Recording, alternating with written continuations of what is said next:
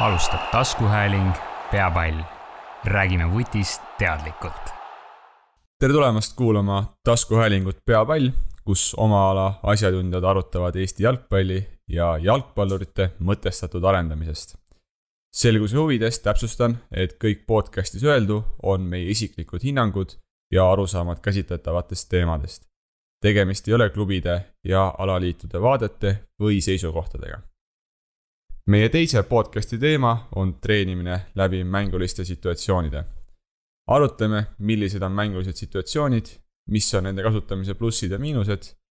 Räägime ka sellest, kuidas erineb täiskasvanute ja noormängijate treenimine. Ühtlasi jagavad saatekülalised näiteid enda treeningutest. Seda teemat on meie stuudiosse lahkama tulnud Liivo Leetma ja Norman Põder. Liivo on Premium-liigas mängiva Tallinna Kalevi esindusvõistkonna peatreener. Lisaks sellele on tema kogemuste seljakotis mängikarjääri ajast ette näidata 36 A-koondise mängu. Tere, Liivo! Tervist! Liivo, kuidas sa seda lühitutvustust täiendaksid? Hetkel ei oska midagi siin täiendada, et ma arvan, selle arutelu käigus meil tekivad mõtted ja nii-öelda teemaarendused. Okei, meie teine saatekülaline Norman Põder. Tema töötab praegu FC Floras treeneri ja metoodika juhina. Varasemalt on ta olnud ametis ka Harju JK-s ja Nõmme Unitedis. Norman, kuidas sina ennast meie kuulajatele tutvustaksid? No, ma arvan, et sa panid üsna täppi, et taustatöö on hea, ega mul siin väga suurt midagi lisada ei ole. Võib-olla olen ka Harjus, siis sain proovida ametit ka või kätt ka väravaid treeneri ametis. Eks see on võib-olla ainuke siuke väike lisanüanss, aga ma arvan, et see täna ei ole nii oluline. Väga huvitav kusjuures. Ei teadnudki seda. Aga lähme siis meie tänase teema juurde. Alustaks mängulise situatsiooni lahti kirjeldamisest või selgitamisest. Et Norman, mida tähendab mänguline situatsioon sinu jaoks? Minu jaoks tähendab mänguline situatsioon seda, kus mängijal on siis kas palliga või ilma pallita tegevuses rohkem kui 1 või 2 otsuse võimalust või varianti, mida teha selle siis ilma pallita või palliga olukorras. Ehk tal on nagu justkui avatud olukord. Ehk kas see on siis 3-3 mäng, on see 4-4 mäng, mis iganes, et selles konkreetses tegevuses on ta rohkem kui üks kindel ja piiritletud otsus, mida ta teha saab. Liivo, mis sinu jaoks on mänguline? Mänguline situatsioon, me võime seda vaadelda ka niipidi, et kui me vaatame oma mängitud mängu, eks ole, ja sealt lõikame mingisuguse pildi välja, eks ole, ja no, nagu Norman ütles, et 3-3, 4-4 olukord, et seal mänguline situatsioon võib olla sul ka vähemuses või enamuses, eks siis mida sa arendada tahad, et näiteks mänge ääre tunnelis ütleme, nii-öelda kaitsetegevuse mõttes sa oled vähemuses või siis kui tahad ründetegevust näiteks arendada, siis oled ülekaalus ja pead seda olukorda lahendama, nii et võib ka seda niipidi võtta. Et üldiselt ma nagu siis jätkates seda jutus põhimõtteliselt ma siis veel minu jaoks on ta olukord, kus siis sõltuvalt vastasest keegi peab kogu aeg vastu võtma mingi teistsuguse tegevuse. Ehk sul ei ole nagu ühte koordineeritud asja, mis sa kogu aeg tegema, et see on nagu muutuv olukord pidevalt. Et kas ta on siis nagu juba, me räägime spetsiifilisemalt juba tunnelitest, tsoonidest, mis iganes, jõuame siis ka sinna, mis need on, või ta on siis lihtsalt kas mingil määral vabas mängus, kus ei ole piiranguid veel seatud, aga olukord, kus tal on kogu aeg nagu avatud, mis ta tegema peab. Ühesõnaga lahenduskäik ja nagu mitu erinevat. Kas vastane on siis see määrav faktor või kuidas? No siin on juba nagu kindlasti selles mängus peaks olema vastane, et 3 versus 0, kas me saame teda kutsuda, on nagu hea küsimus. Aga kindlasti sinna tulevad juurde ka erinevad piirangud, erinevad reeglid ja edasi. Nagu ka siis Liivo juba siin rääkis natukene ja mainin juba tunnelitest ja tsoonidest nii edasi, et kõik need nõuavad nagu ka vastast. No ma arvan, et see vastase asetamine sinna mängu, et see tekitab erinevad variantide siis nii-öelda vastuse variantide tekkimist, et kui sa mängid versus 0 näiteks, eks ole, siis on võimalik, see läheks juba nii-öelda trilli alla, mida me saame ka pärast arutada, et kui sul on seal versus 0, siis tõenäoliselt seal juba käiakse lahenduskäigud ette ja harjutatakse konkreetset liikumist, konkreetset lahenduskäiku, et avatud sellise mängusituatsiooniga võrreldes on see juba teistsugune tegevus, teistsugune harjutus. Nüüd, nagu me teame, siis ma arvan, et jalgpallis ei teki kunagi nagu üks ühele samasugust olukorda, nagu tekkis eelmine olukord, et alati on keegi 1 sentimeeter vasakul, 1 sentimeeter paremal, 1 sekund kiirem kui eelmine kord, et kui see on nagu 0, et siis nagu Liivo ütles täpselt, et siis tekibki nagu, võib see sama lahendus, isegi kui on lahendus ette öelda, mängijad lihtsalt hakkavad kas iseenesest see sama lahendus tegema, siis on kogu aeg edukas. Aga olukord, kus meil on küll versus 0, aga treener ütleb, et lahendage see olukord nii, kui ise tahate, et sul on võimalik teha 5 kuni 10 erinevat lahendust. Kas see on mänguline situatsioon? Mänguline situatsioon, selles mõttes ei ole, kui me ikkagi räägime, kui me mõtleme selle peale, et vastased on, et kui panna vastane juurde, siis on mänguline situatsioon. Selle saab teha mängulisemaks niipidi, et kui, nagu sa ütlesid, et kui on 5 erinevat varianti, eks ole, et kui sul on, ütleme, suur ülekaal ja sa tood ühe mängija sinna vastase juurde, eks ole, siis see üks vastane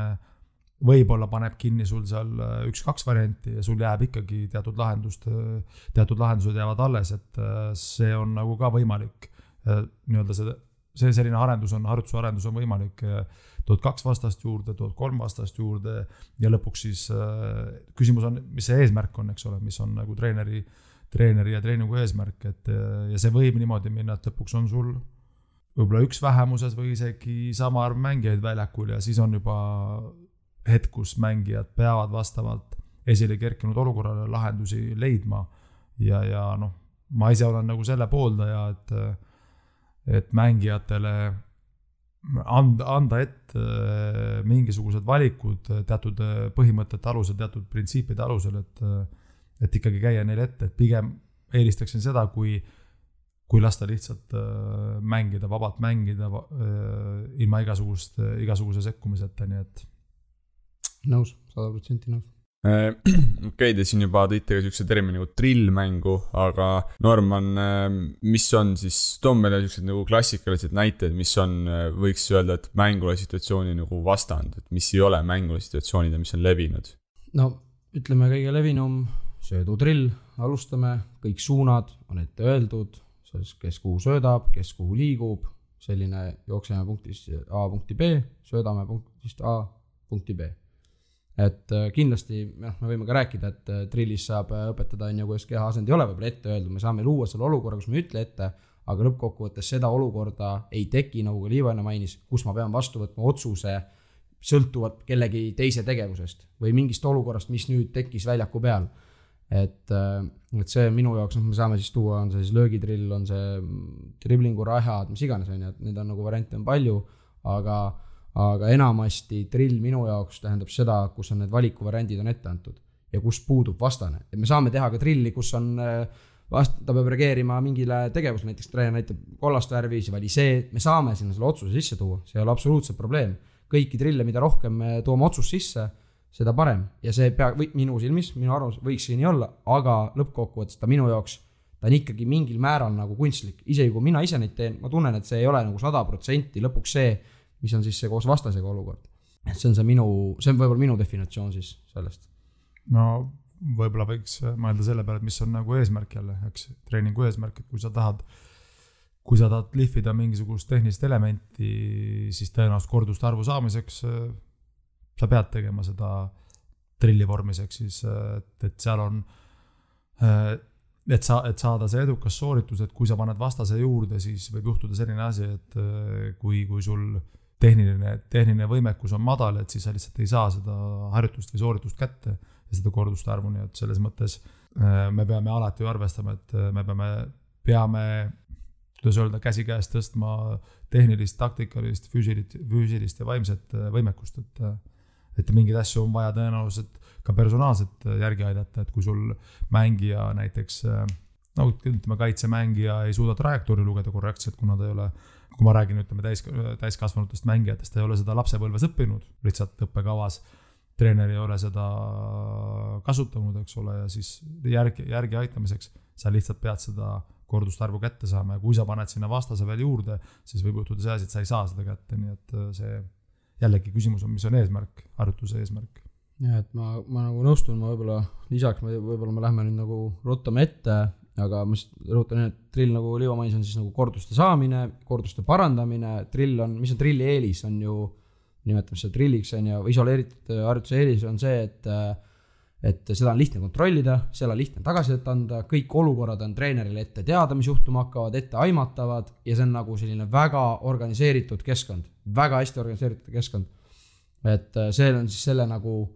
eelis siis vastavalt tasemele, siis on ju, kes mida peab on ju kus tegema, vastavalt õppekavale muidugi, aga ma lihtsalt võib-olla viskaks vahele siis selle, et keegi arvaks, et kui on nõrgema tasemega mängijad, et siis peabki alati drill tegema, et alati saab luua mängud, kus on niivõrd palju stabiilsust, et need nõrgema tasemega mängijad saavad ka alati hakkama, seal on nii suur ülekaal või kasutades erinevaid reeglid, mis loovad selle olukorra, et nagu Liivo ütles, et peavad käsikäes käima, et ei ole nii, et nagu me teeme ainult ühte. Et noh, nii öelda neid isoleeritud harjutusi või siis drille, et neid on võimalik selle edukalt kasutada, no täiskasvanutes kasutatakse väga palju seda, et soojenduse või ettevalmistavas etapis treeningu osas, et see on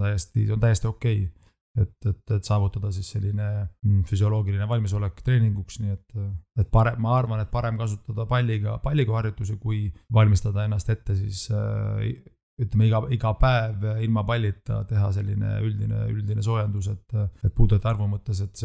see vorm oleks isegi mõistlikum. Saavasti nõus, jah. Ehk siis drilli pluss on stabiilne korduste arv, me saame täpselt selliseid tehnilisi sooritusi tehnilisi kordusi, nagu me tahame ja miinus on siis need otsused ja siis on mängusituatsioonide puhul on siis vastupidi, et on üks see, et me saame küll palju otsuseid, aga võib-olla see korduste arv ei pruugi olla päris selline. Ma natukene võib-olla siin igaks juhuks viskaks vahele, et tegelikult me saame ju mängudes. Toome näiteks mängu 3-3 olukorra, et kui me rõhutan seda, et kui me ise loome vastavad piirangud või vastavad reeglid, mis rõhutavad mingit olukorda, mida me saavutada tahame. Ma toon näiteks esimene puude. Võiks ju arvata, et väga lihtne, esimene puude on suur teema, need alamprintsiibid ja oskused on, seal on palju, et oleneb, mida me tahame õpetada, et me võiksime teha drilli. Et see on ju, tegelikult me saame seda kõiki asja teha läbi vastase, läbi mängude, neid korduseid saame piisavalt, kui meil on loodud selline olukord reeglite näol, et mängijad saavad neid kordusi nii palju. Ja kõike seda saab teha ja seal on veel nüüd lõpuks vaja vastu võtta esimene puude, seal on vastu vaja otsus võtta. Et esimene puude tihti hea näide, kõik arvad, see on nagu tehniline oskus ainult. Ei ole, see on ka otsus, et tegelikult me ei saa nagu võtta päris nii, et drillid on ainult, et kui midagi vaja tehnilist, siis on ainult drillid. Ei, et see on üks nagu abistav osa sellele ülejäänud osale, nagu, et mis on mänguga kaasa. Jaa, et see läheb sinna nii-öelda korrektiivse või parandava harjutuse alla, et kui, nagu sa ütlesid, et kui on teatud piirangud, teatud tingimused seatud, siis selles mõttes mängija arendamise mõttes on see variant isegi tõesti parem, et kui sul on seal toodud sisse ka, ütleme, üks vastane või kaks vastast, et seal sa pead tegema otsuse sõltuvalt vastase käitumisest, nii et ka see on tõsi. Sest et ütleme, et meil on, minu jaoks on selline võib-olla hea teema, et kui käid tribüünil jalkat vaatamas Eesti koondise mängu, siis alati on sinu selja taga istub keegi spetsialist jalgpallis, kes alati ütleb, et pagan, seal ei ole esimest puudet tehtud treenis kohe näha. Et see on asi, mis nagu nii lai teema, kas või see esimene puude ja see kõik ju sõltub lõpuks mängi vastasest, et kuhu ma teen, millal ma teen, nii edasi, mis kohaga teen, et me peame nagu oskama neid tehnilisi teemasid ka treenida mängude sees nagu. Aga praegult, kui ma sinu jutu kokku võtan, siis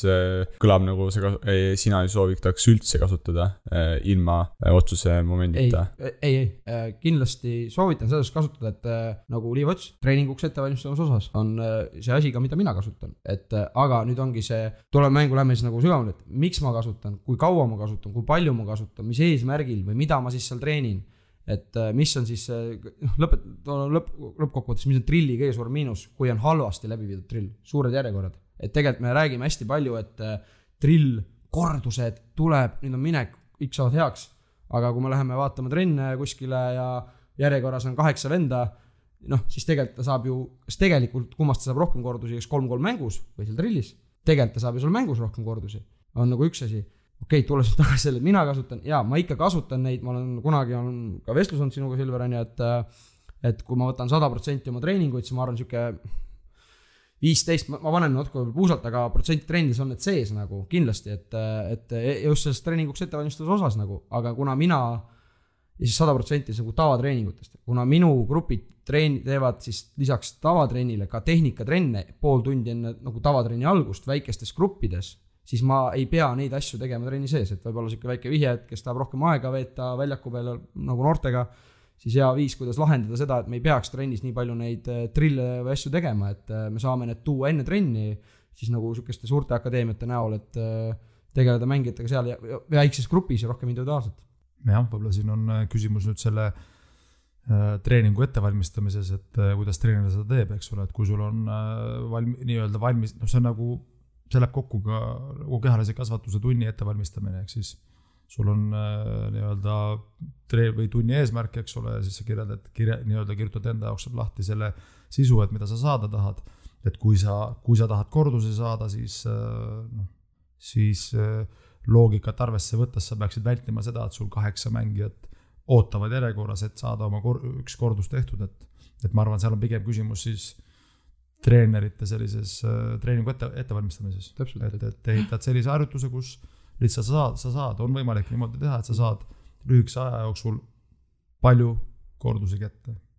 Täpselt, et me jõuamegi lõpuks sinna kogu siis selle läbiviimiseni ka tegelikult, et ja ettevalmistamiseni ja nii edasi, et see on nagu palju elemente, jah. Aga ega ma ei taha teid veel sellega nagu rahul jätta, et tegelikult Norman puikles siin kõrval, et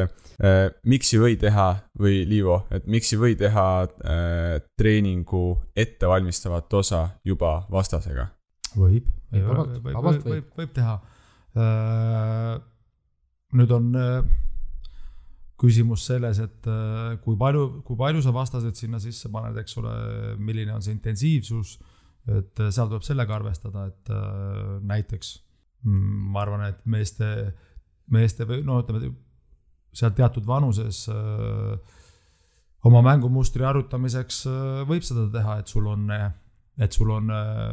10 oma mängijat, kes sul on positsioonidel ja teine 10, kui on 20 mängijat grupis näiteks, teine 10 mängijat on sul passiivseks vastaseks, et sa saad oma mängumustrit arutada, liikumisi arutada, palli liigutamist arutada ja kui on kaitsjatele, siis ilma pallita võistkonnale on pandud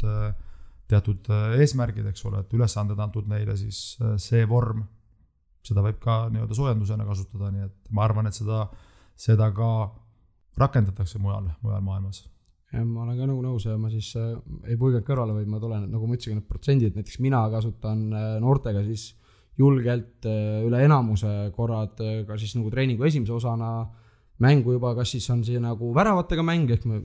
jalgpallikäis nagu mäng, või on ta mis on siis, kus on teatud piirangud juba sees, reeglid, et ta ei ole nagu vaba mäng, kindlasti ärge mõelge seda, või ma kasutan siis possession game'i või siis nagu eesti keeles siis pallihoidmismängu,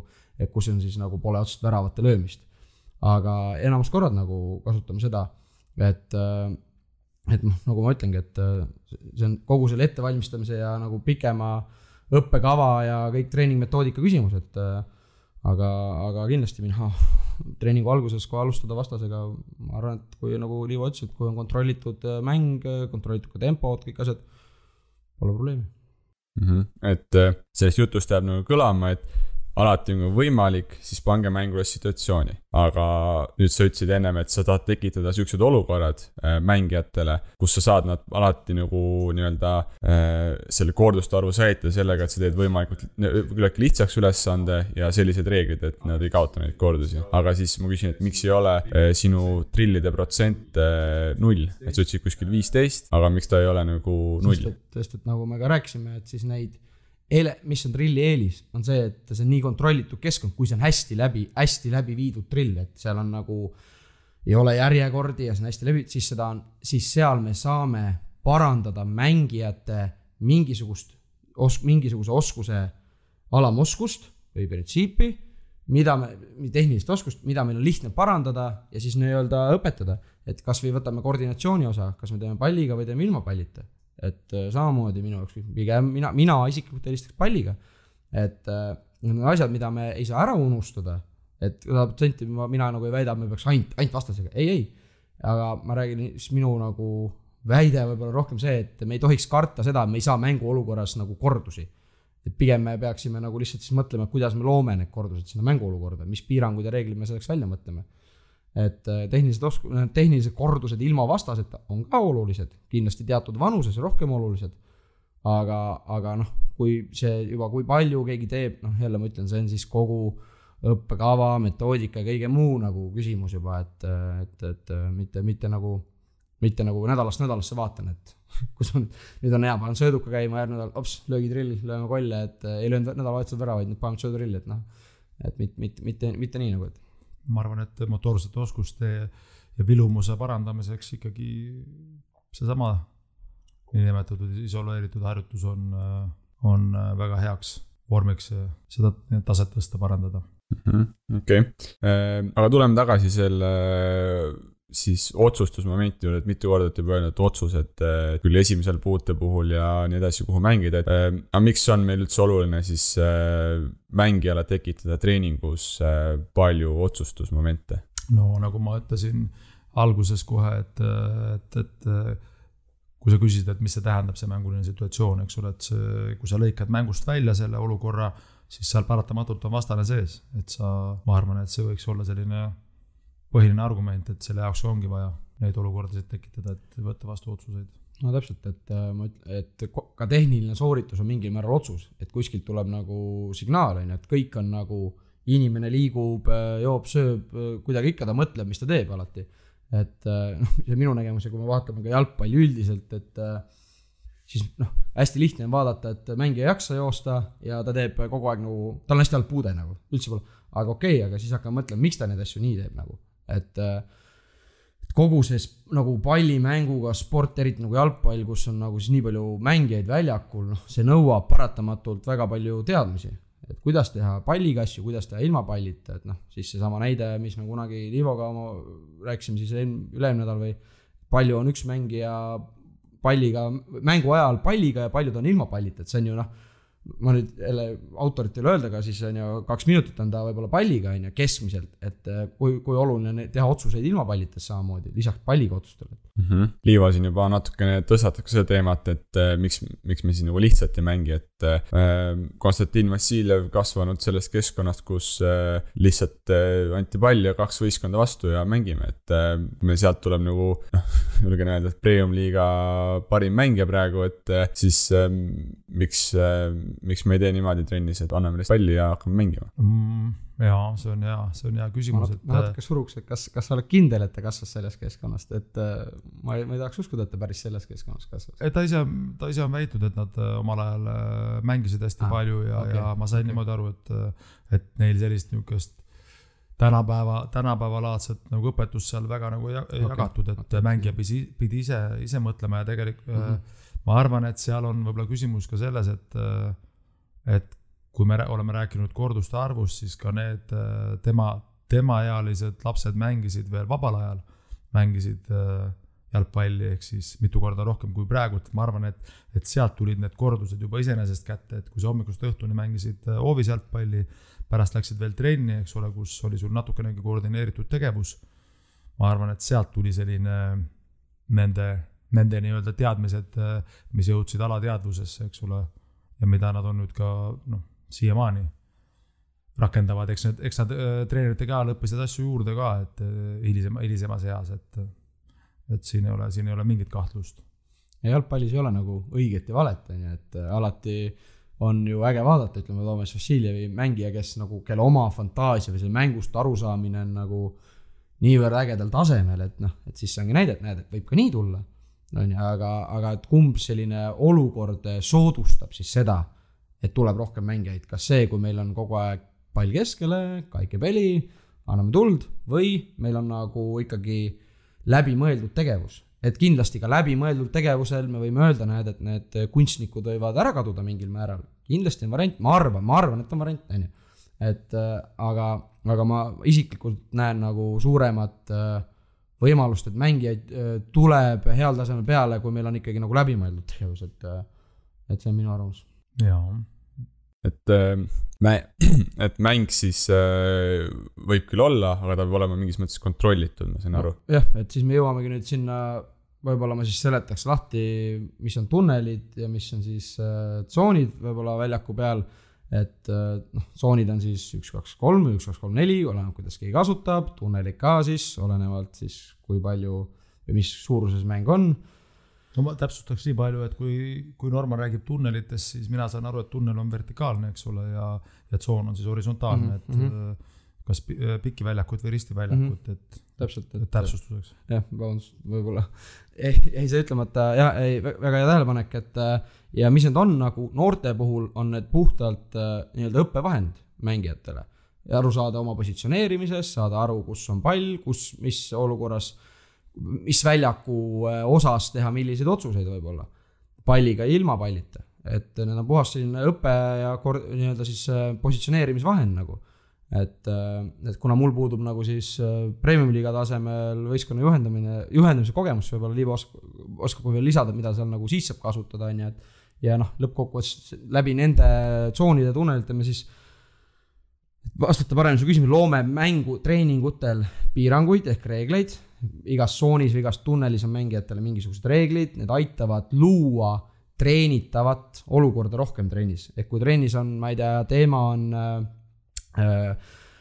progresseeruv toetus, siis läbi tunnelite ja tsoonide me saame tekitada sellise mängijate arvu kuskil tunnelis või tsoonis või reeglid, mis aitavad seda olukorda väga palju rõhutada ja seda olukorda tekib lihtsalt niivõrd palju rohkem treeningul. Et kui tekiks võib-olla vabas mängus, et mängijad on mingil määral nagu struktureeritud ja seal on selles mängus on stabiilsus, et see mäng käib kogu aeg, seal pall ei ole pall audis kogu aeg ja nii edasi. Et see on nagu siis võib-olla treeningute mõte, miks neid on vaja. Jah, et võib-olla siis natuke täpsustus, et need tunnelid, horisontaal-, vertikaaltunnelid või tunnelid ja tsoonid, et võib-olla siis neid oleks hea kasutada selleks, et mängijatel oleks orientiir ja tekiks väljaku pea või tekiks selles siis konkreetses olukorras või mängus tekiks asetus, selline asetus nagu treener tahab ja siis sõltuvalt tingimustest, nagu Norman ütles, et tekiks see olukord täpselt, mida me saada tahame. Et kui sa vaatad nüüd suurt mängu, eks ole, 11 jalgpalli, siis see mäng on ka ju tegelikult, kuidas öelda nüüd, mängu kõrgus on kuskil 35, kui me räägime kaitseliinist kuni ründajateni, ehk siis see kõrgus on umbes 35-40 meetrit ja laius on siis sõltuvalt siis kas pallita võistkonnal on siis võib-olla ütleme laius 40 meetrit, eks ole, palliga võistkonnal on ta 65 laius, ehk siis seal tekib selline struktuur ja asetus tekib, eks ole, et seda nii-öelda kätte saada ka treeningul, siis tõenäoliselt on vaja kasutada selliseid kas siis piiranguid või tingimusi, et mängijad siis püsiksid teatud raamistikus, et me saaksime selle kätte, mida me saada tahame, sest paratamatult tekib, mängijatel on selline komme, et liikuda pallile lähemale, eks ole, et kus on pall, mängijad liiguvad sinna lähemale ja kui sa neid piiranguid sinna sisse ei pane, eks ole, siis võib juhtuda see, et sa pead treener peab hakkama ainult tegelema sellega, et ta peab seletama, et sina püsi seal, sina ole seal, sina mine laiemalt, sina tule lähemale, sina mine eemale, sina astu sinna, eks, et ma arvan, et need sellised tingimused nii-öelda joonte ja lisajoonte näol väljakul, ma arvan, see on okei lahendus. Et kui sa mõtled ka ise, nagu mina paneks, minu ajal meil neid ei olnud, et ma ise mängijana ei saanud tunda, et mis tunnen siis nendega mängida, aga kui ma olen nüüd treenerina mänginud ja teedsin niisama hoovivutti, et siis hakkad ka mõtlema võib-olla vahest, et okei, seal ja seda ja ma tunnen ennast väljakul selles nagu paremini, et ma suudan, nagu ise ütlesid, et aru saada, kus, mida, millal, ja siis veel tulles, mis on nende kõikide piirangute, tunnelite, tsoonide, nii edasi, eelis, et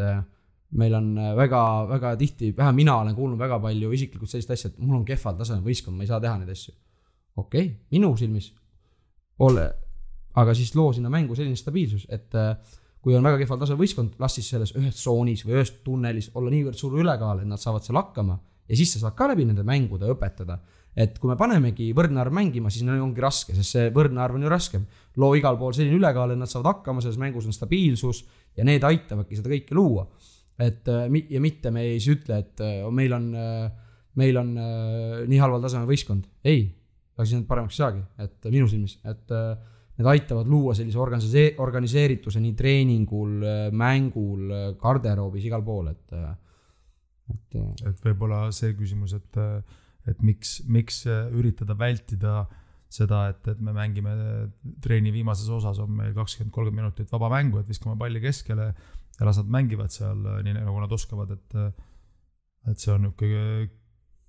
küsimärk, et kui või ütleme nii, et mängijad saavad teavad oma rolle ja suudavad neist kinni pidada, siis ei ole vaja neid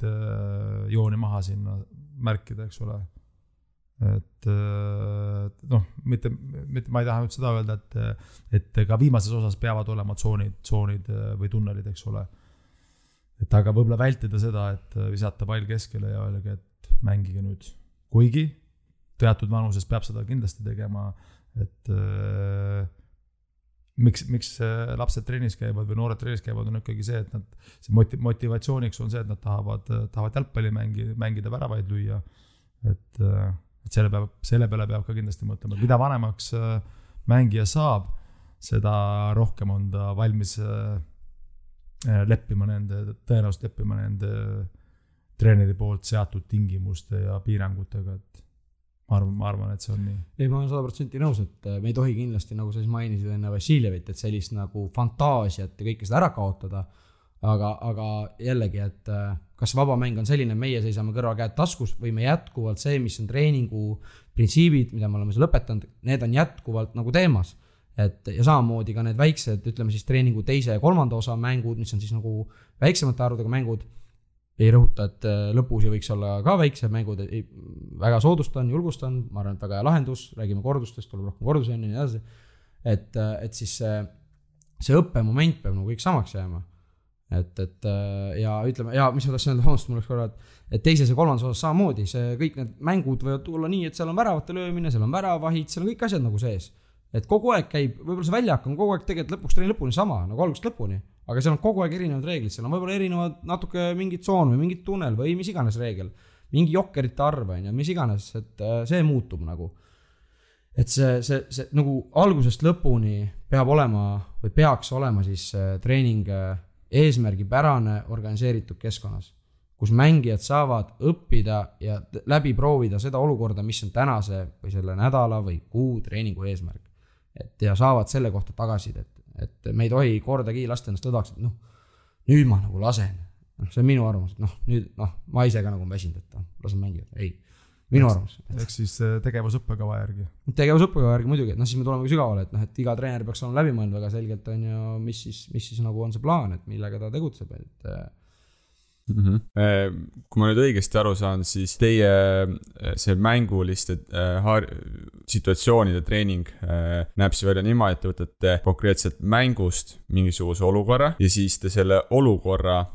tekitate sinna väljaku ossa, kus te tahate, et kas see on siis, ma ei tea, kaitsest jõudmine, et ma ei tea, keskkaitse tahate keskkaitsest jõuaksite ründajateni, jõuaks palju või siis ma ei tea, et vastase kaitseni taha mängida sinna siis liikumisse pall, et mis iganes te panete selle siis väljaku kuskile nagu olukorda, siis seal te tekitate hästi palju neid kordusi järjest, et nad saaksid seda lahendust, saaksid proovida seda lahendust läbi teha. Jah, ma võib-olla vastan siis, et jah, et vastavalt siis mängumudelile, mis sul on, vastavalt printsiipidele, mis sul on, sa lood selle harjutuse, et mida, ja selle harjutuse lahendus on siis see printsiip, mille mängijad peavad nagu leidma nagu, et või printsiibid, mis iganes on, et see on nagu võib-olla minu isiklik nagu siis nägemus ja siis läbi need reeglite siis sa nagu lood seda olukorda, et seda printsiipi tekiks ja võib-olla siis seal on, ütleme, kui sa treenid palliga võistkonda, siis lood olukorra, kus see kaitsev võistkond siis peab tekitama seda probleemi, et minu silmis on suur nagu asi see, et kui me nagu noorte puhul räägime, et Liivo saab muidugi meestest rääkida, et siis me ei saa ette öelda, et mängijad on selline harjutus, lahendus on selline, siis sest harjutust ei ole kasu, et harjutus peab olema loodud nii, et nemad või see vastasvõistkond tekitab probleemi mille lahendus on siis see sinu mängumudelist või võistkondlik printsiip või individuaalne printsiip, olema mis vanuses nad on ju, et siis see on nagu see lahendus, mille nemad ise leiavad nagu seal läbi mis mängulise olukorra eelis on siis, et seal tekib kogu aeg erinev, ma ei tea, kas pressing või erinev, oleneb ka see trenn, palliga mingi moment, et see olukord on nii erinev, et nad peavad seal leidma, see lahendus justkui nagu sama, aga natukene see alati nagu erineb, midagi peab alati nagu teistmoodi tegema. Et jah, sest lahendusi on teatud olukorras on lahendusi, palliga mängijal üldjoontes on 4-5 erinevat lahendust, kuidas kas siis mängu progresseeruda või siis kui vastane ei lase seda teha, siis pead mängu suunda muutma, seda mängu suunda on võimalik muuta ka läbi erinevate mängijate, nii et seal tegelikult palliga mängijal on, kui me räägime mängulistest situatsioonidest, siis üldjuhul on 4-5 erinevat lahendust. Ma olen nõus ja minu jaoks ütleme, kui me siis võtame selle olukorra ja paneme ta treeningule, aga kui ütleme mängijale ette, et me räägime sellest konkreetselt praegu sellest ühest mängust, et on ka teisi lahendusi, kuidas teha, et kui ütleme ette, et nüüd mäng läheb käima, tema tuleb pressib siin nii, sa pane sinna, sa pane 6-le, et ma ei tea, pane seda keskpoolikule lihtsalt öelda, et siis kas see mängija saab lõpuni aru, et miks, millal, kuidas, et oskaks seda mängus nii lahendada, et mina istun nagu, kui ma vaatan seda mängu, ma ei pea talle ütlema ette, et pane sealt sinna. No see on see üks harjutuse vorm, millest me alguses kohe rääkisime. Ehk siis sa saad öelda, nagu sa ise ütlesid, Silver, eks, et on, ütleme, võib-olla 5-6 erinevat varianti, eks sulle käiakse läbi. Ja siis vastavalt sellele nad peavad leidma nii-öelda lahenduse olukorras, et see on siis selline harjutuse vorm on olemas, et kui me nüüd jälle tagasi jõuame sinna, et versus 0, tood pärast ühe mängija juurde, 2 mängijat juurde. Et need on, see on jah, mina oleks ühest nagu metoodiga, need on nagu erinevaid neid variante, et nii on nagu, aga jah, et lõppkokkuvõttes vastus su küsimusele, jah, mingid mänguolukorrad eelistatud, siis mida me tahame ise luua väljakul, et neid me hakkame treenis nagu tekitama. Ja kui me lihtsalt palli anname siis 2 võistkonnale mängiga, siis ma sain aru, et neid olukordi, mida me konkreetselt treenida tahame, tekib väga vähe, et kui see ei ole nii-öelda kontrollitud keskkond mingis mõttes, et meil ei ole nagu see moment nagu kontrollitud, meil on alati võrdne arv mängijaid mõlemal pool ja siis seda olukorda, milles me tahame nagu neid arendada sel hetkel, siis ei pruugi tekkida nii palju. Jah, selles mõttes, et kui sa konkreetset situatsiooni tahad kätte saada, siis ütleme, ilma tingimuste loomiseta, siis sa ei saa seda. Et aga nagu me siin ennem ka korraks mainisime, et see, et me anname palli ja mängijad on väljakule paigutatud, eks ole, ja mängige, see on väga okei tegevus. Ehk siis, et lasta mängijatel vaimselt natukenegi lõdvestuda ka trennis, eks ole, et kui sul on 6 versus 6 3 võistkonda tehtud ja turniir oma vahel, sul on mängijad asetatud konkreetsetele positsioonidele, aga nad peavad ise siis peavad nii-öelda vastast üle mängima, eks ole, kuna mäng on võidu peale, turniir on sul võidu peale, siis see selles mõttes ta nagu tundub, et ta oleks nagu vaba mäng, et aga tõenäoliselt see tase on juba sul selline, et mängijad ise oskavad organiseeruda väljakul, et nad seal, ma arvan, peab olema ikkagi nii-öelda see positsiooniline asetus peab olema paika juba varem pandud, mitte nii, et viskame palli, ise teate, kuidas mängite, et see võib-olla ei ole see minu silmis selline õige lahendus, et kui me mängime 4 versus 4 mänguturniir, seal ka tegelikult oleks juba asetust vaja, et aga seal mängijad võivad oma vahel positsioone vahetada, see pole küsimus, et seal ka tegelikult ikkagi mingi struktuur peaks säilima. Ma olen ka nagu nõus, et alati ei pea need piirangud olema siis, et on tsoon ja tunnel, vaid ka kõige lihtsakoelisem, nagu sa ütlesid, Liiva ütles, et on ka see, kui sa mängijad jagad juba positsioonidele. Et läbi selle mingi formatsiooni või asetuse sa saad ka luua erinevat momenti, et on suur vahe, kas sa mängid seal, ma ei tea, 2 kaitsega või mängid 3 kaitsega või mängid 4 või mitme keskpooliku, et see peab olema kooskõlas sellega, mis sa tahad, et sa mängus teed. Et ka väikses mängus, et kui sul on 3-3 ja sa mängid seal ühe alumise 2 ülemise keskpoolikuga, et siis proovid ka nemad kuidagi seal, kui see on eesmärk, võib-olla see ei ole eesmärk, võib-olla on mingi muu asi eesmärk. Aga et see on nagu, kõik on nagu loogiline mängijate jaoks, et võib-olla siis nad saavadki vahest ise ka lahendusi leida, aga nagu Liivo ütles, nad on piisavalt sellel tasemel suure tõenäosusega siis juba, et nad oskavad seal positsioonis vastavalt siis nagu printsiipidele nagu tegutseda. Aga tuleme Liivo siis Premium-liiga meeskonna juurde, et oletame, et sul on mäng 2 päeva või 3 päeva vahet ja uuesti mäng. Mida sa nendes 2 trennis teed? No nüüd meil pühapäeval on tulemas mäng. Kuna mul on vaja arendada ilma pallita mängu, eks ole, omavahelist mängijate omavahelist koostööd, liinide vahelist koostööd, teatud konkreetseid tegevusi, liikumisi vastavalt nendele nii-öelda triggeritele, eks ole, kui vastane teeb seda, siis me peame tegema seda, et ma arvan, et need lähipäevad nüüd nõuavad selle tegevuse arendamist ja harjutamist, et meil see omavaheline, kuidas öelda, et see tegevus oleks sujuvam ja me suudaksime siis sellega vastasele ka rohkem peavalu tekitada. Et see on järgmiste päevade eesmärk ja samas ka ei saa ära unustada, et me peame mängima ka palliga, ehk siis kui me võidame palli, et mida me nendes olukordades teeme, et millised on meie mängijate asetused, millised oleks võimalikud lahendused, et peame ka seda tegema ja seal tõenäoliselt ma kasutan siis seda sellist lahendust, kus korduste arvu saamiseks ma teen pigem versus 0 palli liigutamist ja mängijate vastavalt palli liikumisele liiguvad ka mängijad erinevatel positsioonidel, nii et see on selline lähipäevade eesmärk. Ehk siis, kui sul on vähe aega treenida mängijaid, siis sa pigem kasutad sellist meetodit, kus sa tead, et tekivad need koordud 100% ja ilma vastaseta ja et nad mängijad lihtsalt teaksid, mida mingis momendis sa neilt nõuad. Jah, ütleme nii, et aega on vähe selleks, et oma mängu siis plaani, skeemi, mudelit või kuidas me seda nimetame, et seda nagu arendada, et kogu hooaja lõikes on see protsess on, kuidas öelda, see protsess on nagu pidev, et sa arendad oma sellist mängumudelit, et kui me hooaja alguses mängisime ühtemoodi, siis me ühel hetkel seda muutsime, nähes, et mingid asjad ei ole nii nagu tahaks, eks ole,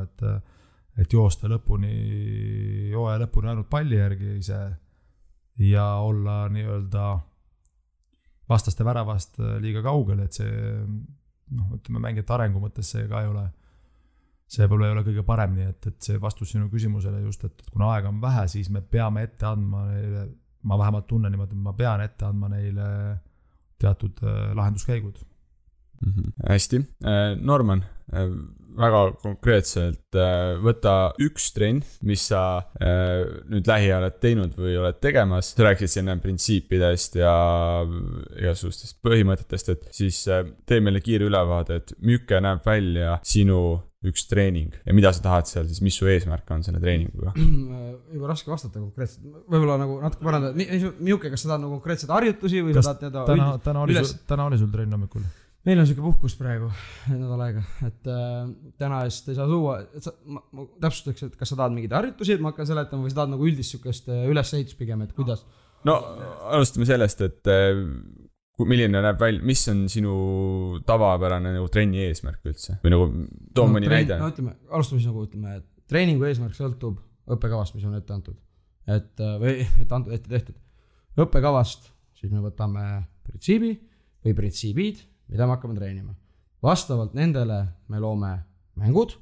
mis siis hakkavad neid printsiipe rõhutama, kus mängijad peavad neid lahendusi leidma. Nüüd, kui treenid tulevad poisid, enamasti nagu mainisin, alustavad nad mingisuguse, ütleme, kui ma võtan näiteks 2008 vanuse, nad alustavad mingisuguse possession mänguga, kus siis arv on, ütleme, 3-3 ja jokkerid, olenevad siis mängust, reeglitest, kui palju sul on jokkereid vaja, 2 väljakut, alati tegeleme sellega, et meie treeningmetoodika näeb ette seda, et esimesed 3-4 minutit me tegeleme siis selle võistkonnaga innustamise ja motiveerimise, kes ei ole nagu treenitav ja et nemad tekitaks probleemi treenitavale võistkonnale ja siis me saame juba küsimustega, mis siis ei ole liialt suunavad, mis on nagu avatud selles osas, et see on ka väga oluline, siis küsimused küsite, et ei oleks jah, ei ja suunavad kohe sinna. et see on raske, mina seal arenen pidevalt, et siis alustame nende õpetamist, kuna ta on ise oma lahendused välja pakkunud, siis me laseme neid mängus proovida, siis teeme järgmise pausi ja räägime juba, kas need lahendused olid õiged või olid valed, suuname neid natukene võib-olla, mitte ei suuna otseselt, aga juba räägime siis sellest, mis me tahaks lahendust ja viimast siis selle mängu konkreetse viimase osas me nagu nõuame seda lahendust nagu. Et ja siis rõhutan, et neid pause ei tohi ka nagu palju olla, et see pauside aeg on 3-4 minutit, peab olema vähemalt see vahel, kui nad nagu mängivad meie silmis. Et kui on väike mäng, et olened siis mängu intensiivsusest ja suurusest, kui on suurem mäng, siis see mäng võib ka nagu pikem, peaks olema selgelt pikem kui 3-4 minutit. Et väga oluline, kui tihti neid pause teha. Aga nagu mul on hästi raske vastata kuidagi, et meie treening nagu näebki nii, et ta nagu mängu haaval läheb kogu aeg edasi ja kuna hästi raske on nagu öelda, et mul ei ole nagu sellist, et alati on nii, et väike, suur, et ei ole, et väga palju varieerub, kõik olenevalt sellest, milline on see printsiip ja oskus, mida me tahame õpetada nagu. Et võib-olla ma nagu kui tahaks näidet printsiipidest ka, et mis on need printsiibid, too on mõni printsiip. Toome siis näite hetkel Flora õppekavast, kus on siis pandud meil nagu individuaalsed printsiibid või oskused, kuidas iganes me nimetame neid, et toome siis näite, esimene puude on suur teema, see on nagu suur õppekava teema, et esimene puude ka mängijatel ei ole asi, mida me läheme mängija juurde, ütleme, et esimene puude. Et see ei ole mängijal oluline info. Mängijal on oluline info, et esimene puude suunas, kus toimub järgmine tegevus. Või esimene puude vabasse ruumi. Esimene puude palli kaitsmiseks. Et, ja nii edasi on ju. Mis kohti me kasutame esimeseks puuteks. On ju kõige suuremaid pehmemaid kohti, millega on võimalik pall kõige paremini enda juurde saada. Et siis vastavalt sellele siis me loome nagu, milline nendest printsiipidest või oskustest on, me loome harjutused. Et need on nagu, need individuaalsed nagu sellised Flora õppekavas hetkel, et võistkondlikke võib-olla nagu ma arvan, ma ei hakkaks siin nagu puudutama, et need ei ole nagu nii, need on, ütleme, siis igal klubil sõltuvalt nagu iseenesest, et meie nagu individuaalsed printsiibid pärinevad väga palju nagu Econolt, võib-olla üks teab, et üks koolitusprogramm või kursus siis, et pärinevad nagu palju sealt, pluss siis nagu, mis me oleme ise siis kohandanud nagu Eesti keskkonda, Eesti vormi nagu. Võib-olla kuulajale siis selline, mitte täpsustus, aga selline mõte, et kui Norman rääkis sellest esimesest puutest, mis on nagu individuaalne printsiip, põhimõte, et see puudutab ühte mängijat, eks ole, ja mängija tegevus, siis me võime võtta sellise üldise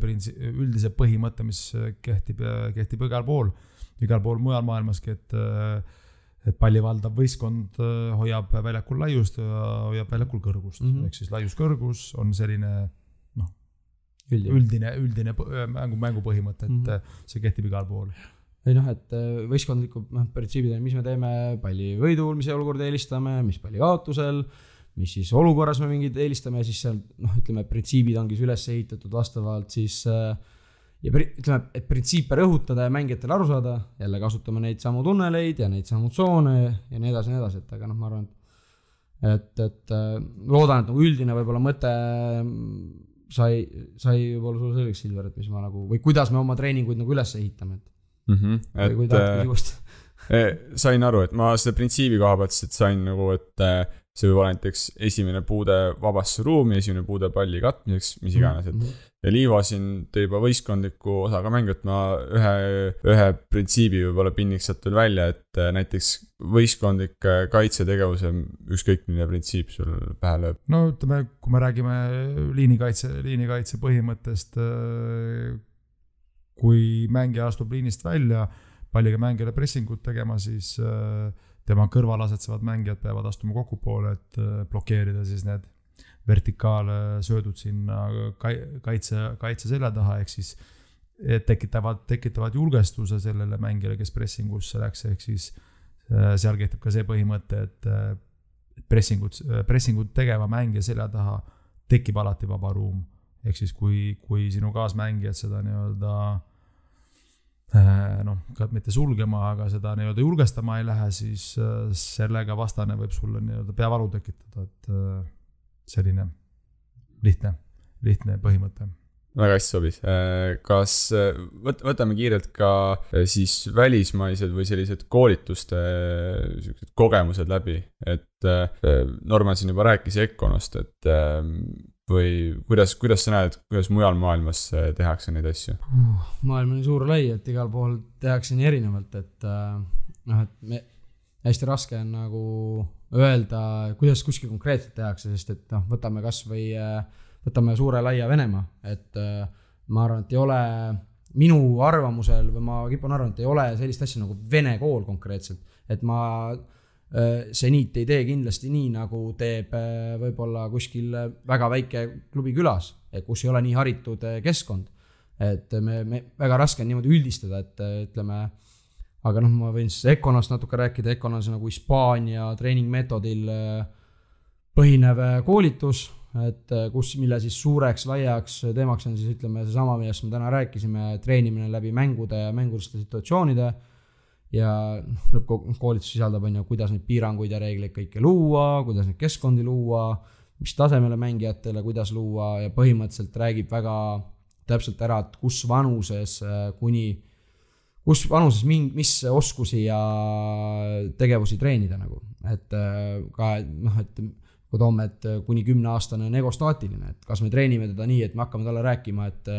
miks anna kogu aeg söötu, et siis me lõhume tegelikult ära väga tähtsa osa jalgpalluris, et ta peab julgema enda käest palju hoida. Ja me peame treenima kuni 10-aastast last läbi enda kasu, et mis kasu tema sellest saab, kui tema midagi teeb.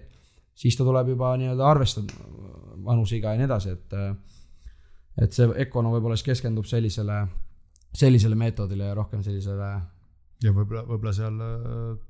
mitte täpsustus, aga minu mõte siis, et tõenäoliselt selles vanuses, nagu sa tõid selle kuni 10 vist oli see egostaatiline faas, eks ole, et tõenäoliselt selles vanuses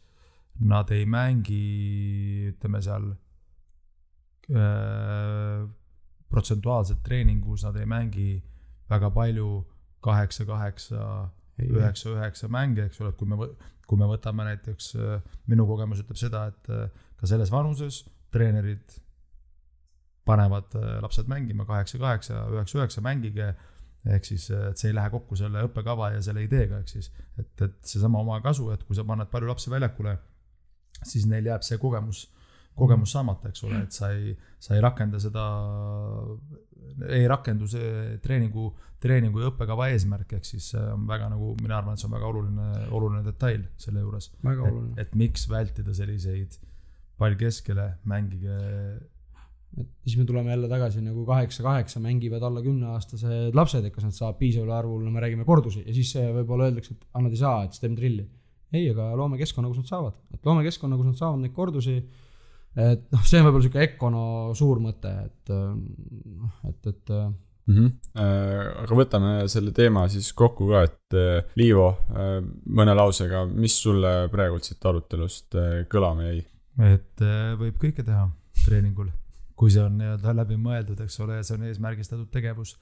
et ma arvan, see oleks selline nii-öelda kokkuvõte sellest jutust. Arvan? Jah, et suur point on ju see, et kõik klubid, liidud, treenerid peavad teadma, mida nad tahavad, kuidas nad tahavad seda saavutada, mis on suur eesmärk ja nii ongi, et kui on tegevusteks argumendid, siis jalgpallis ei ole õiget ja valet, et see on ju suur, et alati iga üks siis näeb oma argumendis rohkem eelised, et kas treenida nii või treenida naa, kui sa need oskad ära põhjendada ja näed sellest kasu ja see reaalselt toob ka kasu, siis go, andke tulda, aga lihtsalt aga igaüks peab siis teama, nagu, et miks ta teeb seda, et lõpuni välja ja süviti nagu. Jah, selline oligi meie 3. episood treenimisest läbi mänguliste situatsioonide. Aitäh saatekülalistele ja muidugi ka kõikidele meie kuulajatele. Kohtumiseni juba järgmises episoodis.